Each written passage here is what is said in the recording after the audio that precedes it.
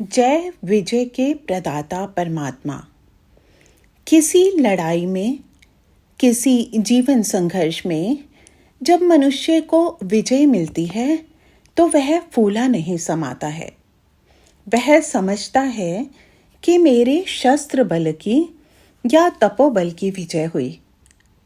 परंतु संसार के सब महासंग्रामों के विषय में जो सच्चा रहस्य है उसे विरले ही मनुष्य समझते हैं। सच तो यह है कि संसार की सब सच्ची अंतिम विजय परमात्मा की ही विजय है। अधिक ज्ञान प्रकाश में होकर देखें तो हमें दिखेगा कि वह परमेश्वर ही महायोद्धा होकर हम मनुष्यों के लिए सब संग्रामों को लड़ रहा है।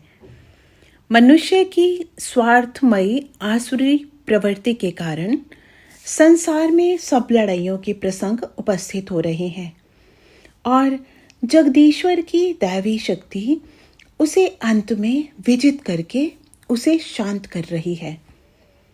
मनुष्य की न्यूनता पर परमेश्वर की पूर्णता विजय पा रही है। हमें जो यह दिखता है कि बहुत से मनुष्य सत्य के पक्ष में महासंग्राम लड़ रहे हैं, असल में सत्य प्रेमी मनुष्यों के लिए स्वयं भगवान वह युद्ध कर रहे होते हैं। अतएव उसमें विजय अवश्यम भावी होती है।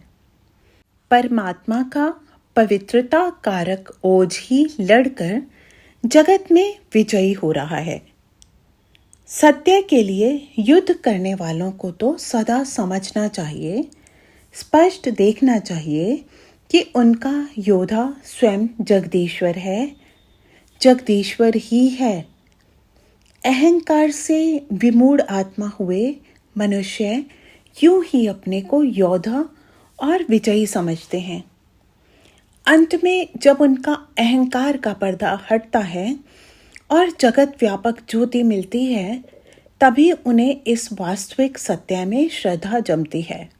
अब उन्हें पाप के विजयी होने का भी भ्रम नहीं होता, क्योंकि उन्हें तब इन युद्धों की महत्ता स्पष्ट दिखाई देती है। अतः अधूरे युद्ध में पाप की क्षणिक विजयों से वे भ्रम में नहीं आते। उनकी श्रद्धा में तनिक भी धक्का नहीं लगता।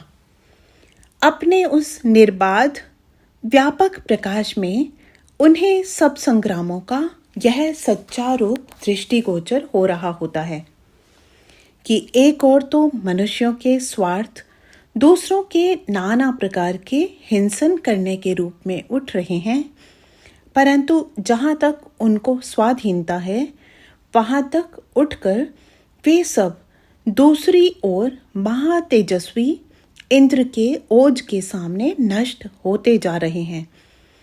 इंद्र का पाप वर्जक कर्म फल देने वाला वज्र उनके वध का ही वध करता हुआ सदा समता स्थापित कर रहा है। ओम।